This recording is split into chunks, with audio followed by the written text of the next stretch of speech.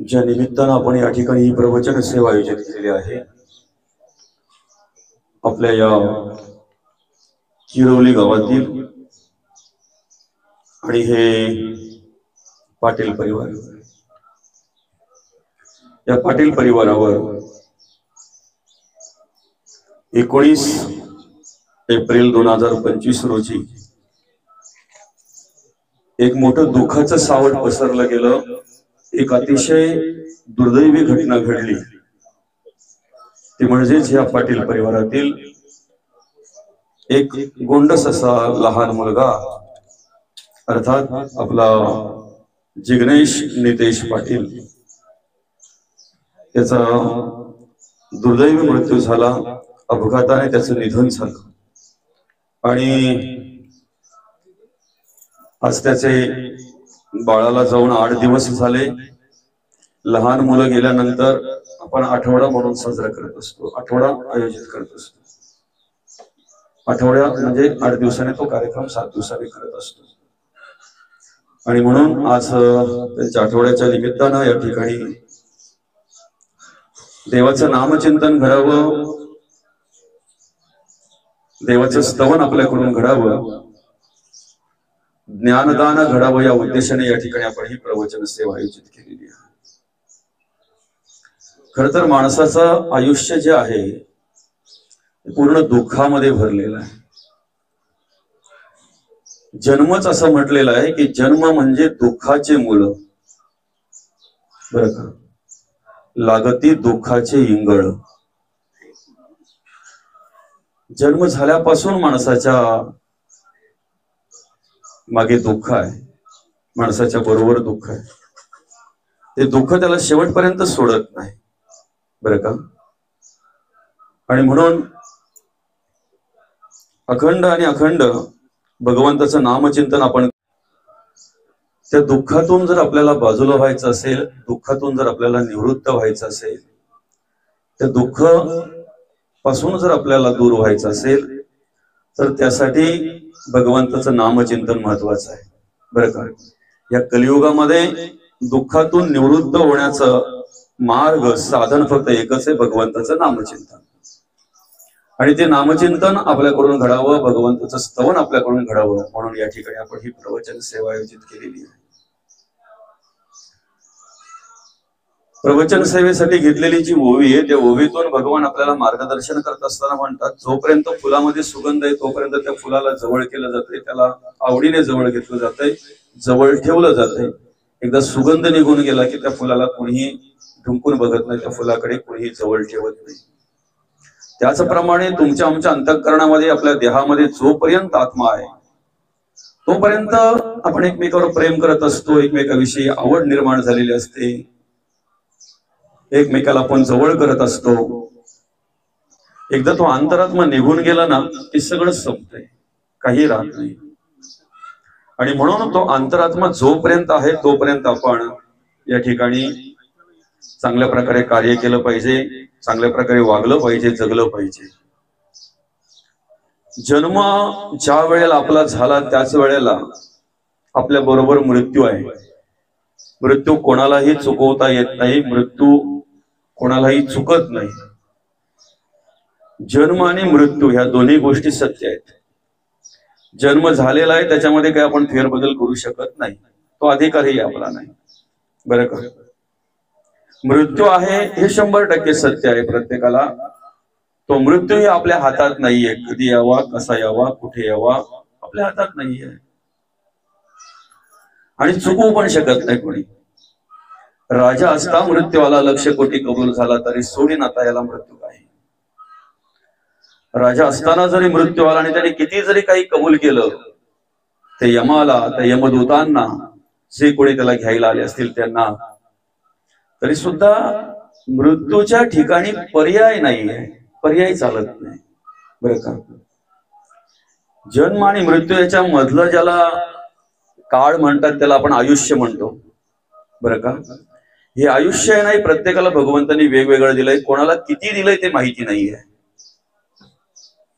कोणाच्या वाट्याला किती आयुष्य आहे, माझ्या वाट्याला किती ते मला माहिती नाही, तुमच्या वाट्याला किती ते तुम्हालाही माहिती नाही। माणसाचा देह म्हणजे पाण्याचा बुडबुडा. कोणत्या वेळेला कशी काही घटना होईल सांगू शकत नाही. जाणं प्रत्येकाला आहे, फक्त प्रत्येकाचं जाणं वेगवेगळ्या प्रकारचं आहे. जाणं वेगवेगळ्या प्रकारचं आहे प्रत्येकाचं. सगळ्यांना सारखाच मृत्यू येत नाही, सगळ्यांना एकाच वेळेला मृत्यू येत नाही, समकालाला समवेळेला येत नाही. प्रत्येकाची घटना वेगवेगळी लिहिलेली आहे. प्रत्येकाच्या आयुष्यामध्ये प्रत्येकाचा मृत्यू वेगवेगळ्या प्रकारे लिहिलेला आहे. आणि ज्या पद्धतीने असेल त्या पद्धतीने त्या ठिकाणी क्रिया घडली जाते. अतिशय दुःखद घटना या पाटील परिवारामध्ये घडली. अतिशय दुःखद म्हणजे हृदयद्रावक घटना. ज्याला माहिती व्हावं त्याला दुःख वाटावं अशा प्रकारची ही घटना घडली. अर्थात ज्या बाळाने अजून काही बघितलंच नाही, जिग्नेश नितेश पाटील, दादाला 19 एप्रिल 2025 रोजी दुःखद त्याचं निधन झालं, अपघाती निधन झालं. आणि प्रत्येक आई वडिलांच्या आयुष्यामध्ये या दुःखासारखं दुसरं दुःखच नाही बरं का. प्रत्येक आई वडिलांच्या आयुष्यामध्ये जे पाटील परिवारामध्ये दुःख झालं, दुःख घडलं, या दुःखासारखं दुसरं दुःखच नाही. माणसाच्या आयुष्यामध्ये बाकीचे अनेक ताप सांगितलेली आहेत. आध्यात्मिक आहेत, अधिभौतिक आहे, अधिदैविक आहे. याच्यामध्ये अनेक प्रकार मांडलेले आहेत. एखाद्या वेळी जर एखाद्या वडिलांना जर देहाला काही त्रास झाला तर तो ते त्रास सहन करतात. आपण कितीतरी असं पाहतोय. किती मोठा प्रसंग आला ना, त्या प्रसंगावर मात करून जीवनाचा मार्ग शोधणारे वडील आपण पाहतोय, बाप आपण पाहतोय. किती मोठे प्रसंग येऊ द्या, किती मोठी संकट येऊ द्या, त्या संकटांना सामोरे जाऊन आपल्या मुलाबालांचं संगोपन करणारे, आपला संसार सांभाळणारे, आपल्या आयुष्याचा मार्गक्रमण करणारे वडील आपण पाहतोय, आई आपण पाहतोय. पण प्रत्येक आई वडिलांच्या आयुष्यातलं सगळ्यात मोठं दुःख जर असेल तर आपलं लहान मूल आपल्या डोळ्यासमोर जाणं यासारखं दुसरं दुःखच नाही. आणि म्हणून मग असं म्हटलेलं आहे आपल्या जीवनाचं वर्णन करताना, एक धागा सुखाचा 100 धागे दुःखाचे, जरतारी हे वस्त्र माणसा तुझी आयुष्याचे, मुकी आंगरी लहानपणाची व रंगीत वसने तारुण्याची, वृद्ध शाल ती उरे शेवटी,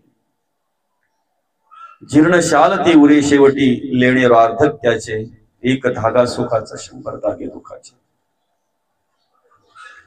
एवढं दुःख माणसाच्या आयुष्यामध्ये भरलेलं आहे ना, जन्मापासून तर मरेपर्यंत अनेक प्रकारचं दुःख भरलेलं आहे, अनेक प्रकारचं दुःख भरलेलं आहे.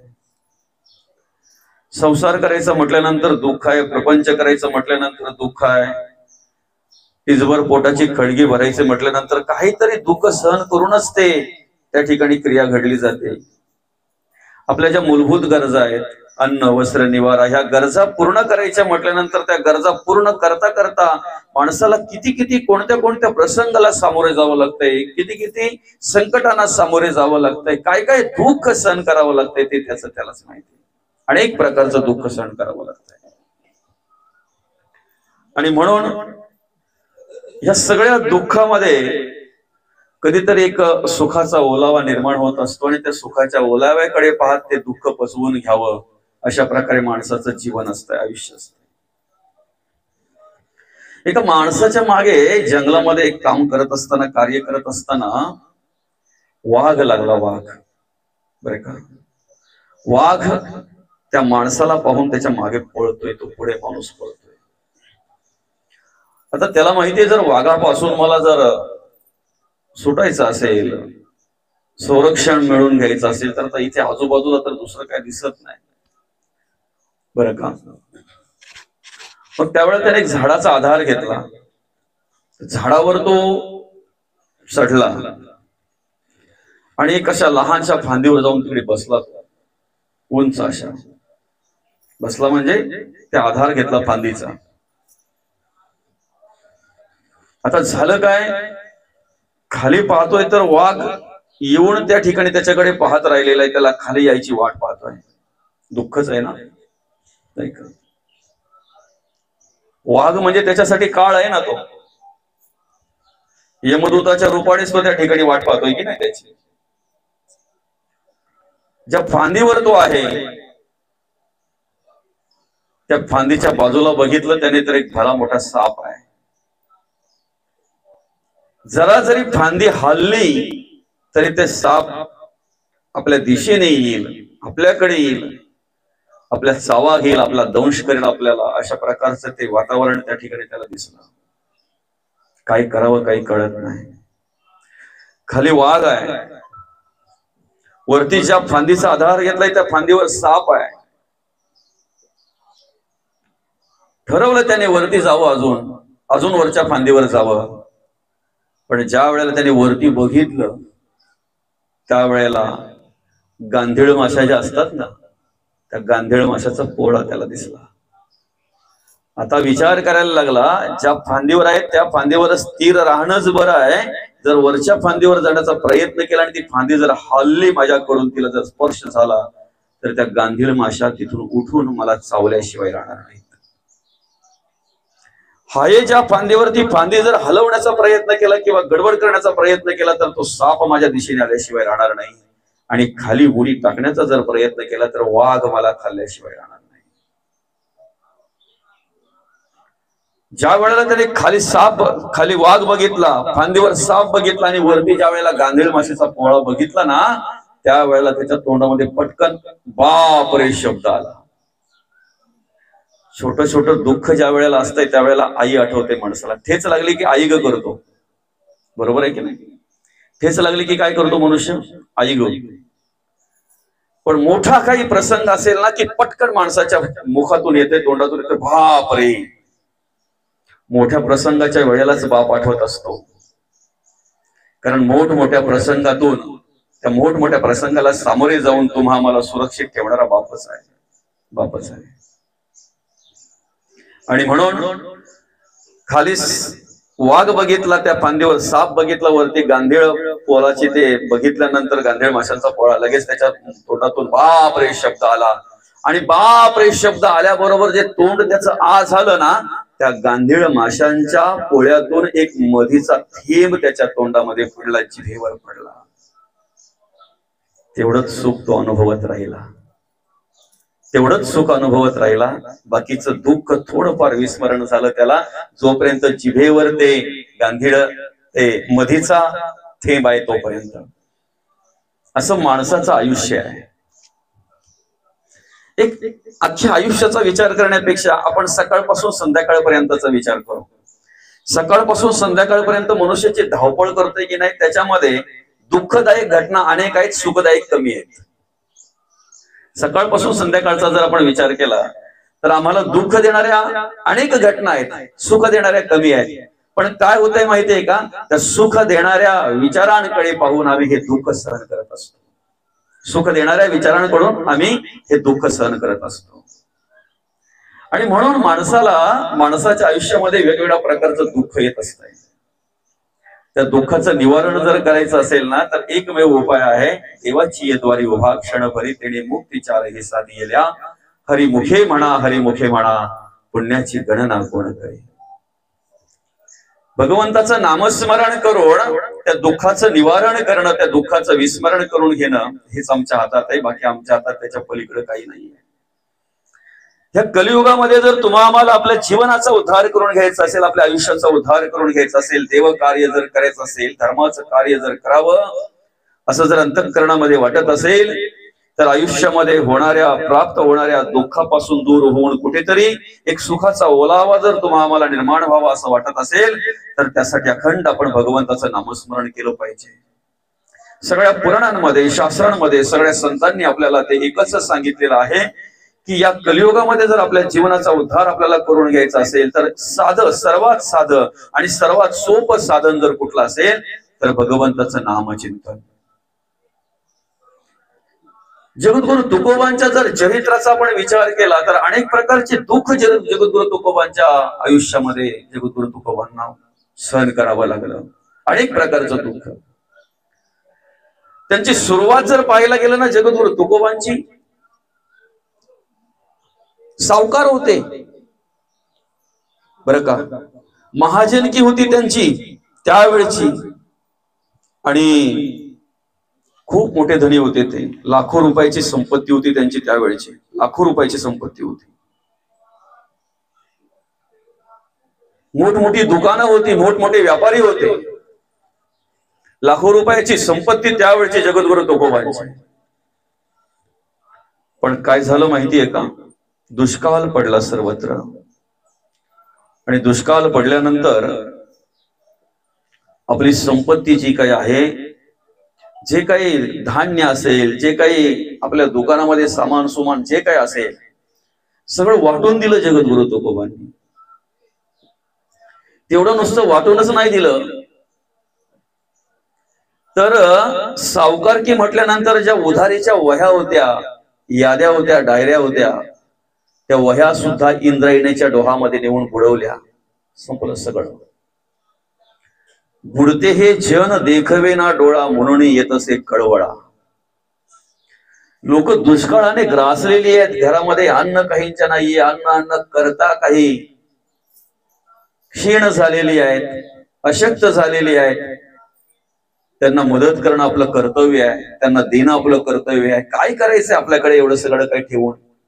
वाटून दिलं जगद्गुरु तुकोबांनी, सगळं वाटून दिलं. कालांतराने पुन्हा जेव्हा दुसऱ्या वेळ दुष्काळ पडला ना, त्यावेळेला बाई अन्न करता गेली जगद्गुरु तुकोबांची. मुलगा अन्न करता गेला जगद्गुरु तुकोबांचा. दुष्काळ ओढवला, घरामध्ये अतिशय बिकट परिस्थिती निर्माण झाली. त्यांच्या मनामध्ये विचार आला असेल ना की पहिल्या दुष्काळाच्या वेळेला आपण हजारो जणांना मदत केलेली, हजारो जणांना, कित्येकांना जगद्गुरु तुकोबांनी मदत केली. त्या वेळेला कित्येकांच्या उधाऱ्या सोडून दिल्या, अशा वह्या इंद्रायणीच्या डोहामध्ये नेऊन बुडवल्या. मनामध्ये आलं असेल ना, काय रे, ह्या हजारो जणांपैकी एकाकडे पण काही नाही का आता मला परत द्यायला? मला माझ्यावर जी परिस्थिती आलेली आहे, आज माझ्या घरामध्ये काही नाही आहे. हजारो जणांना पहिला दुष्काळाच्या वेळेला मदत केली, त्या हजारो जणांपैकी एकाकडे पण कोणाकडे काही नसेल का? त्याकडे सगळ्या जणांनी थोडा थोडा जरी विचार केला असता तरी ही वेळ त्या ठिकाणी आली नसती. पण जे आलं ते स्वीकारलं.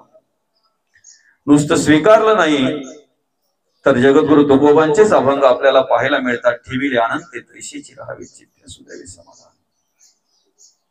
जैसी स्थिती आहे तैशा परी आहे, कवतुक तो पाहे संचिताचे.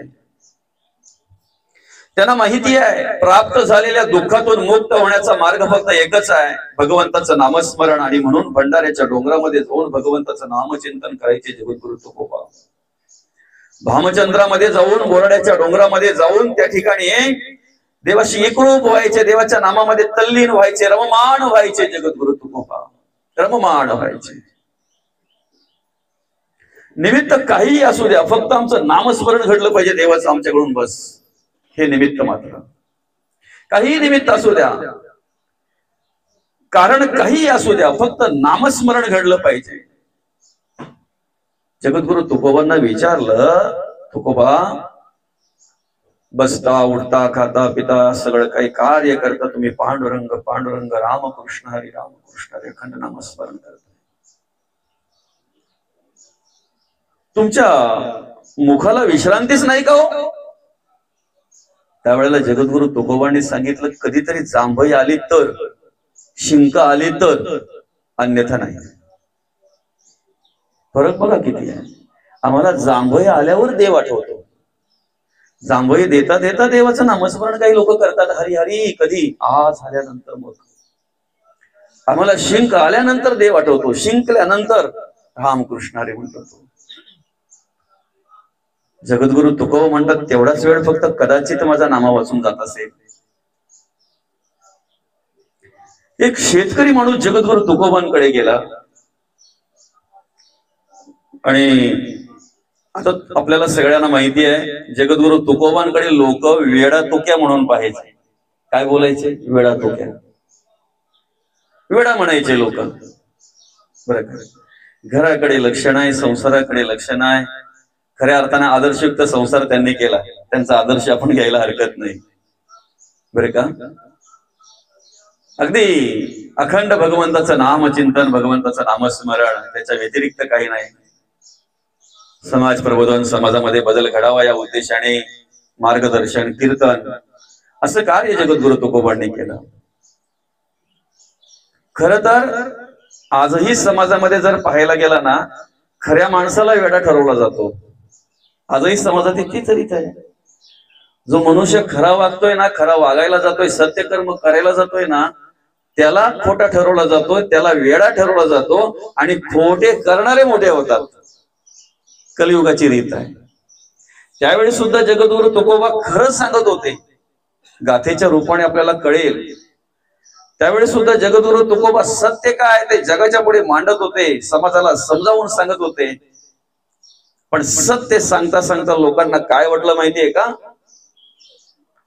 हा तुकाराम वेडा झाला. आणि वेडा ठरवणारी माणसं वेगळी. जगद्गुरु तुकोबांना वेडा ठरवणारी माणसं वेगळी, आपली नाहीत. त्यांनी सांगावं वेडा झालाय, आम्ही त्यांच्यावर विश्वास ठेवावा, वेडा तर वेडा. आणि म्हणून सगळी लोक जगद्गुरु तुकोबांना वेडा बोलायला लागली. सांगू का, आम्ही जे हे धर्म कार्य करतोय ना, जे देव कार्य करतोय ना, हे जे कार्य करतोय ना, ते त्यासाठीच कार्य करतोय. ज्या दिवशी जगद्गुरु तुकोबांना लागलेलं वेड आम्हाला लागेल ना, त्या दिवशी आमच्या जीवनाचा उद्धार होईल. ते वेड आम्हाला लागलं पाहिजे. जगद्गुरु तुकोबा ज्याच्याने वेडे झाले होते ना, नामाने, नामचिंतनाने, देवाच्या, देशाच्या आणि धर्माच्या कार्याने, ते वेड आम्हाला लागायला पाहिजे. वेड ज्या दिवशी आम्हाला लागेल त्या दिवशी आम्ही आमच्या जीवनातून मुक्त होऊ. आमच्या आयुष्याचं सार्थक झाल्याशिवाय राहणार नाही. वेड लागलं पाहिजे. ज्या माणसाला एखाद्या कामाचं वेड लागलं ना, की तो कामाचा वेडा होतो. मग लोक म्हणतायत खूप कामाचा वेडा येतो माणूस. ज्या मुलाला अभ्यासाचं वेड लागलं ना, त्याची पास होण्याची चिंता शिक्षकांनाही नसते आणि त्याच्या आई वडिलांनाही नसते. फक्त त्याला कसलं अभ्यासाचं वेड लागलं पाहिजे. ज्या दिवशी आम्हाला धर्म कार्य करण्याचं वेड लागेल, देव कार्य करण्याचं वेड लागेल, त्या दिवशी आमच्या भविष्याची चिंता आम्हाला नसेल. आणि अशा प्रकारे सगळं जग वेडा म्हणताय जगद्गुरु तुकोबांना. आणि तेवढ्यात हा शेतकरी जगद्गुरु तुकोबांकडे गेला एक, आणि काय म्हणतोय माहितीये? रामकृष्ण हरी. रामकृष्ण हरी म्हटल्यानंतर आनंद वाटला त्याला. माझी या जातीचे मिळवतो कोणी नाही का? रामकृष्ण हरी म्हटल्यानंतर ते शब्द, ते नाम उच्चार ऐकण्यासाठी कान आसुसलेले. आणि तेच शब्द कानावर पडल्यानंतर अरे बापरे, कोणतरी आहे आपल्याला नमस्कार करणारा, रामकृष्ण हरी नामाचा उच्चार करणारा. जगद्गुरु तुकोबांनी नमस्कार केला, रामकृष्ण हरी. आणि मग तो शेतकरी म्हणतोय, तुकोबा तुमच्याशी काम आहे मला. काम आहे बोलल्यानंतर जगद्गुरु तुकोबांचा आनंद गगनात मावेना. का माहितीये का? तर त्या वेळेला सगळी लोक म्हणायची, हा तुझ्या काही कामाचा राहिला नाही. बरं का? काय म्हणायचे? हा तुझ्या काही कामाचा राहिला नाही. जसं तो माणूस बोलतोय ना की तुकोबा तुमच्याशी मला काम आहे, तसं जगद्गुरु तुकोबांना वाटलं काहीतरी कामाचा आहे, काहीतरी काम घेऊन आलेला आहे. बरं काय काम आहे? म्हणे काय नाही, तुम्ही जे करताय तेच काम. काय? भगवंताचं नामस्मरण करायचं, भगवंताचं भजन करायचं, पूजन करायचं, भगवंताचं नामचिंतन करायचं, भगवंताचं स्तवन करायचं, कीर्तन करायचं, मोठ्याने करायचं. जेवढं मोठ्याने तुम्हाला करता येईल तेवढं करायचं. टाळांचा आवाज झाला पाहिजे, चिपड्यांचा आवाज झाला पाहिजे, मृदुंगाचा आवाज असा जोराने झाला पाहिजे. नामस्मरण करायचंय तुम्हाला, कीर्तन करायचंय, भगवंताचं भजन करायचं आहे. जगद्गुरु तुकोबा म्हणाले, कुठे? माझ्या शेतामध्ये. आनंद वाटला जगद्गुरु तुकोबांना. जे माझं काम आहे तेच मला देतोय ना. आपण जे काम करतोय तेच काम कोणीतरी आपल्याला सांगितलं का आपल्याला आनंद वाटतो. तसं जगद्गुरु तुकोबांचं जे काम आहे तेच काम म्हटल्यानंतर मग जगद्गुरु तुकोबांना आनंद वाटला. पटकन जगद्गुरु तुकोबा म्हणाले, किती वाजेपर्यंत? टायमिंग किती? आता आपला काय 11चा आहे का? त्याने सांगितलं टायमाचं, वेळेचं बंधनच नाही. काय सांगितलं त्याने? वेळेचं बंधनच नाही. तुमच्या जेवढं सामर्थ्य असेल ना, जेवढं तुम्हाला नामचिंतन करता येईल ना, रात्रंदिवस करा, काही फरक पडणार नाही. मग तर जगद्गुरु तुकोबांना खूप आनंद वाटला, खूप आनंद वाटला. आणि ठरल्याप्रमाणे त्या माणसाने त्याच्या शेतामध्ये जगद्गुरु तुकोबांना घेऊन गेला. टाळ मृदुंगाचा आवाज, चिफल्यांचा आवाज, भगवंताचं नामचिंतन चालू केलं जगद्गुरु तुकोबांनी. ऐकताय ना? आणि ज्या पद्धतीने आपण नाही आवणीला माणसं शेतामध्ये लावतो आणि घरी निघून येतो, सराईला माणसं शेतामध्ये लावतो आणि घरी निघून येतो, एखादा मालक शेतकरी नाही, मग तसं त्याने काय ठरवलं, लावलंय कामाला लागू द्या, आता तो मालक आपला निघाला घरी. जगद्गुरु तुकोबांना तिथे त्याने नामस्मरणाला लावून दिलं तिथे शेतामध्ये आणि तो निघाला घरी. आता घरी निघाल्यानंतर नेमकं काय झालं, त्याला रस्त्यामध्ये दुसरा शेतकरी भेटला आणि तो दुसरा शेतकरी या शेतकऱ्याला बोलायला लागला, तू क्या एक वेडा झालाय, पण तू पण वेडा झाला का रे? काय वेड्यासारखं त्याला नेऊन तू शेतामध्ये बसवलंय? चिपळ्यांचा आवाज, टाळांचा आवाज, मृदुंगाचा आवाज, हे शेतात काम करायचं असतंय. तो एक वेडा झालाय, तू पण वेडा झालास का त्याच्या बरोबर?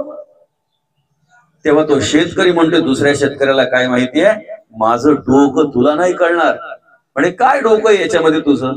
अरे म्हणे कणसं लागलेली आहेत, कणसं दाण्यामध्ये भरलेली आहेत, पाखरं त्रास देतात, पक्षी त्रास देतात, काही केल्या ते पक्षी ऐकत नाहीत.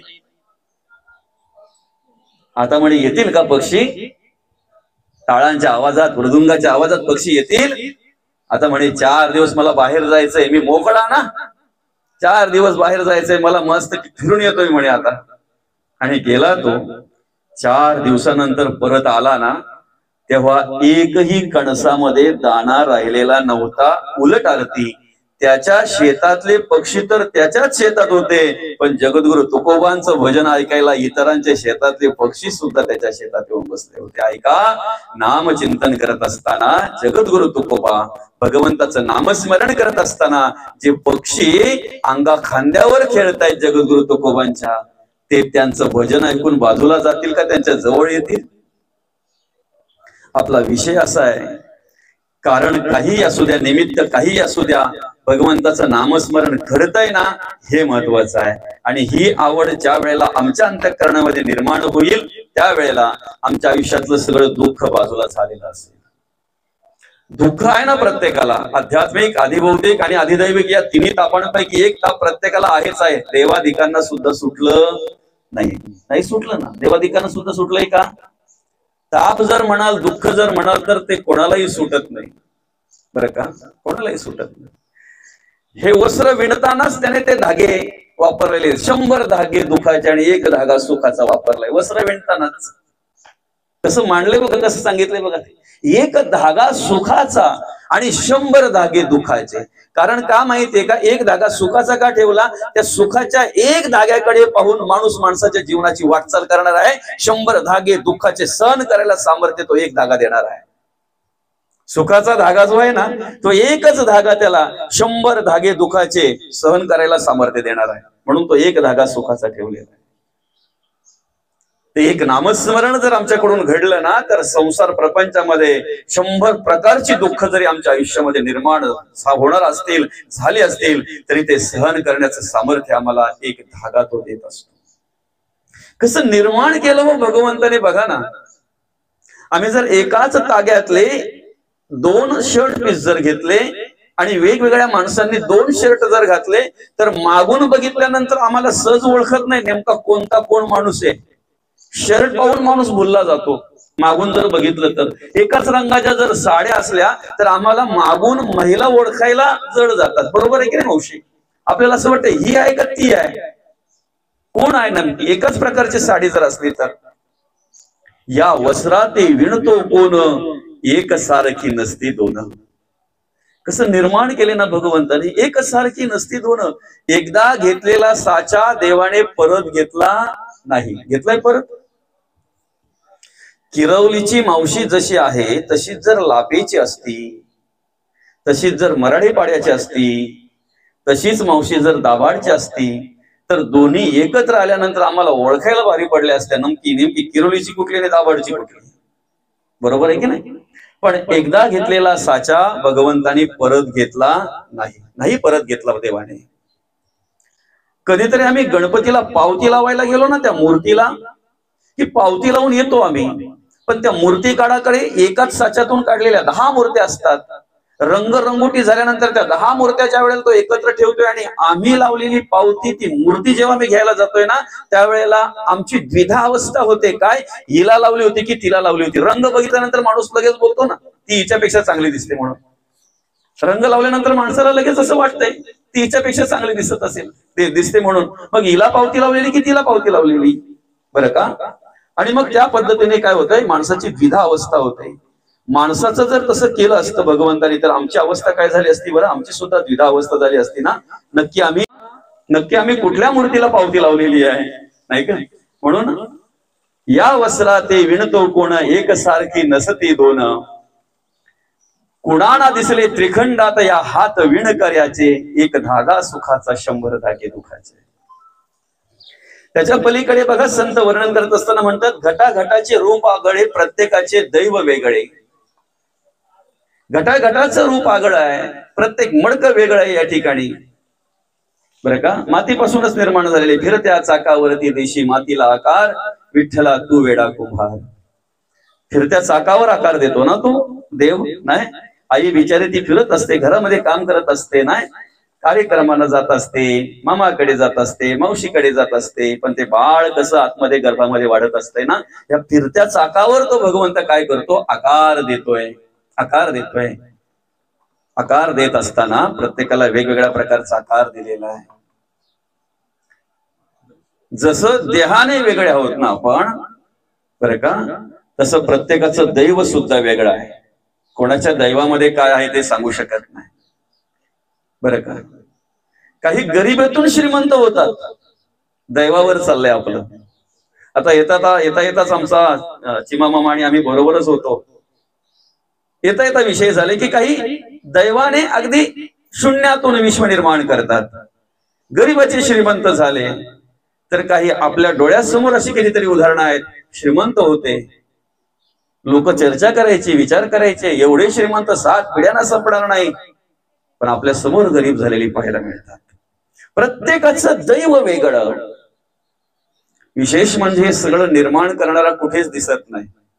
कोणाला दिसले त्रिखंडात या हात विण कार्याचे, एक धागा सुखाचा 100 धागे दुखाचे. आणि म्हणून आम्हाला काय करायचं आहे, अखंड भगवंताचं नामस्मरण करायचंय, नामचिंतन करायचंय.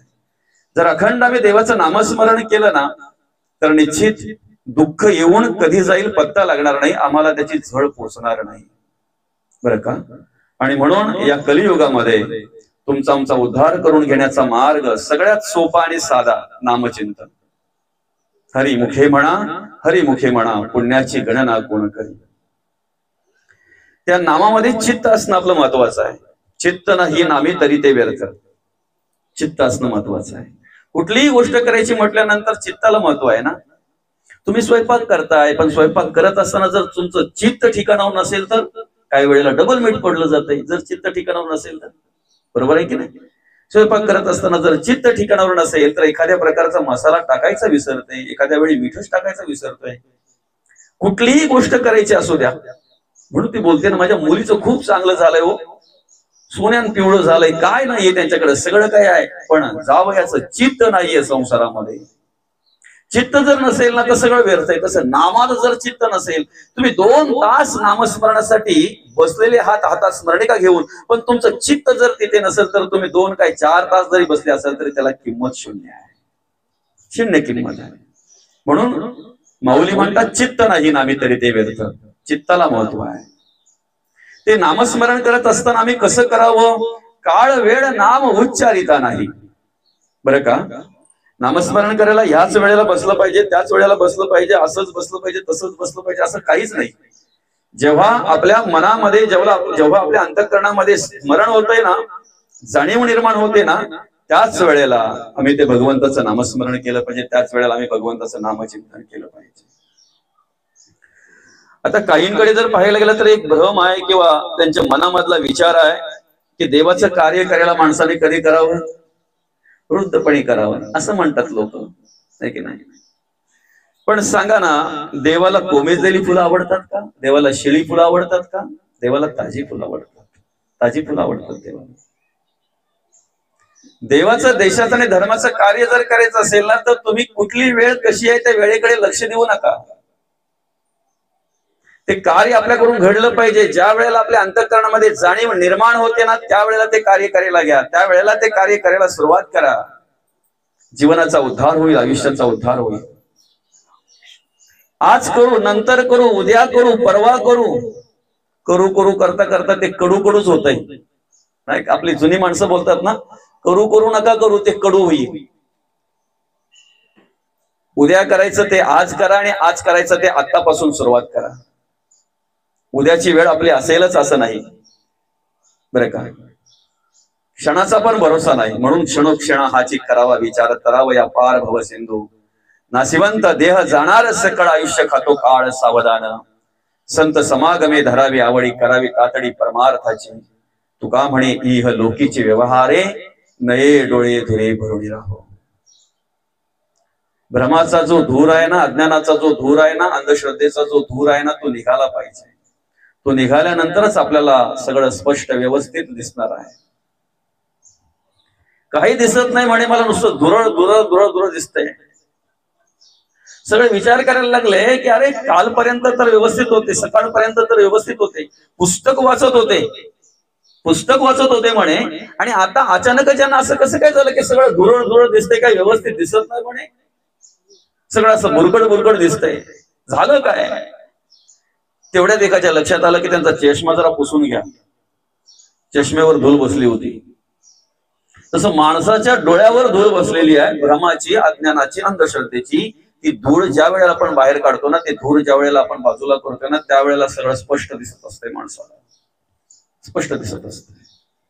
तो भ्रमाचं निरसन करण्याचं काम, त्या धुराचं, त्या अंधश्रद्धा, ती अज्ञान, त्याचं निरसन करण्याचं काम, त्या भ्रमाचं निरसन करण्याचं काम संत करत असतात, सद्गुरू करत असतात, आपले श्री गुरु करत असतात.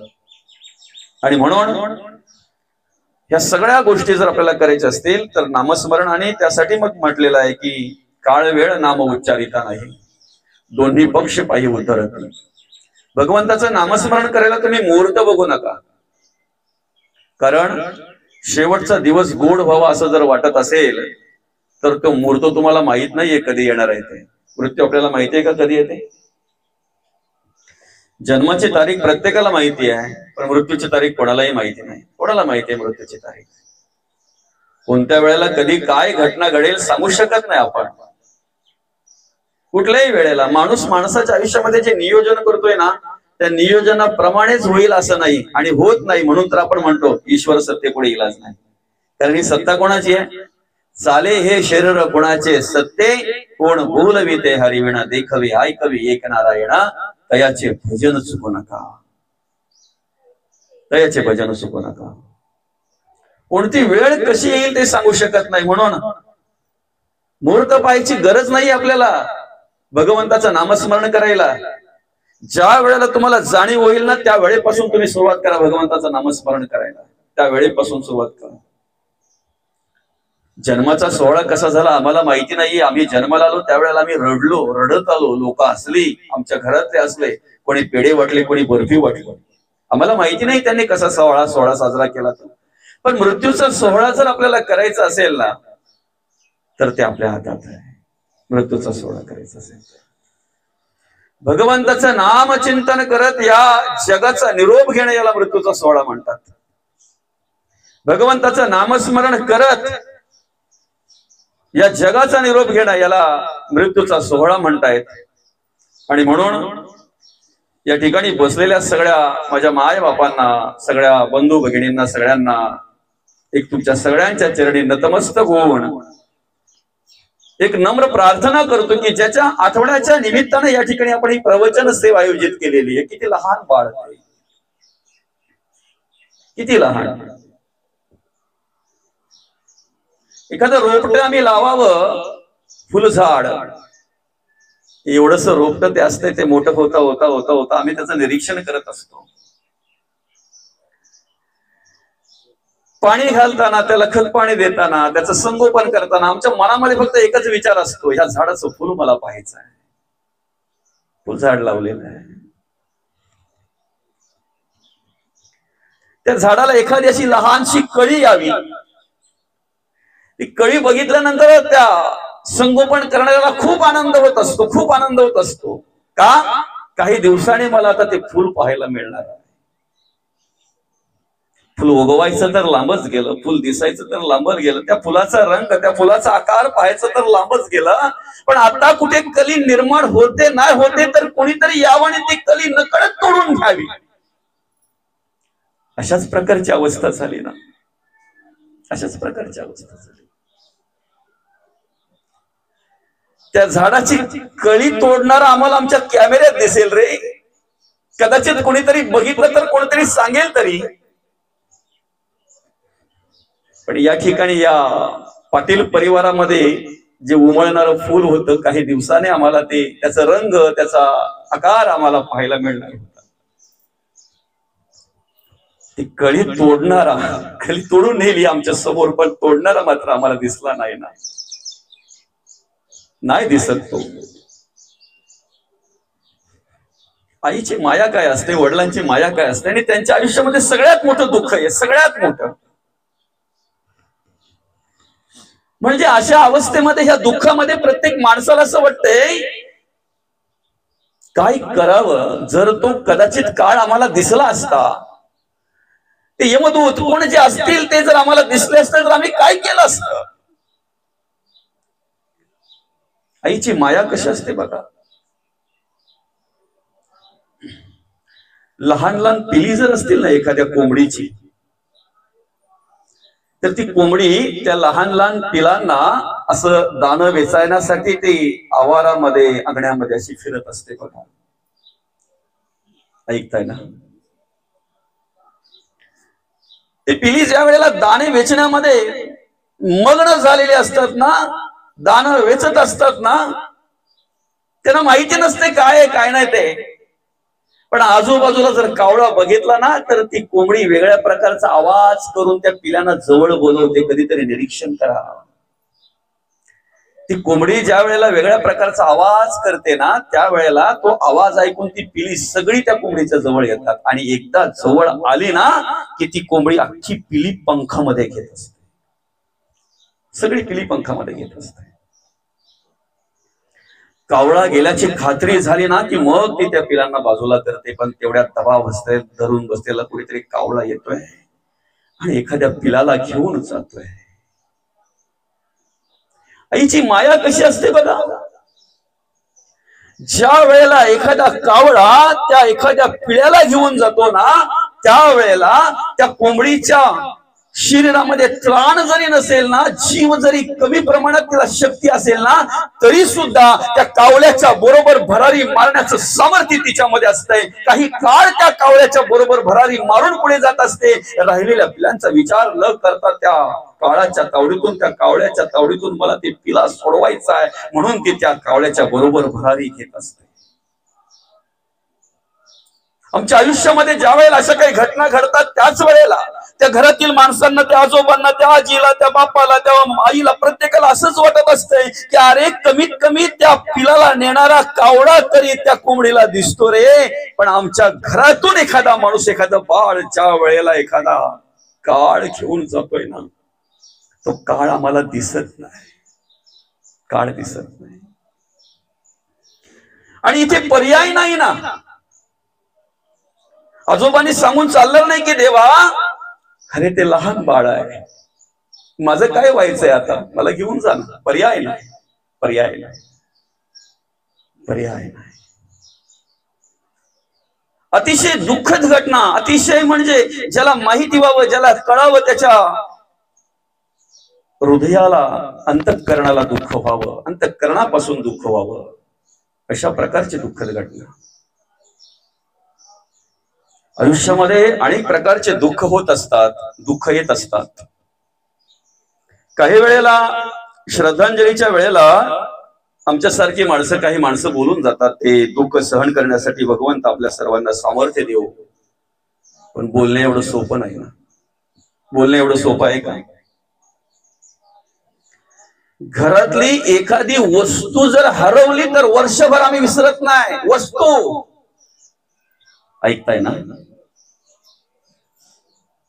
घरातलं एखादं उपकरण जर आमच्या हरवलं तर वर्ष काय, 2 वर्ष काय, 4 वर्ष आम्ही विसरत नाही.